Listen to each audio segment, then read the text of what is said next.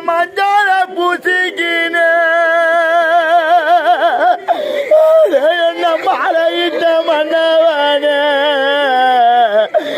நான் ஒரு மலையோரம் நான் நடந்தேன் அந்த மலை மேல பேஞ்ச மாய இந்த பாதியில் அரைக்க போற முண்டையம்மா மஞ்சள அந்த கை விரிச்சா குங்குமத்தா வச்சுக்கின அவரு குண்டிங்கியோ நான் நடந்த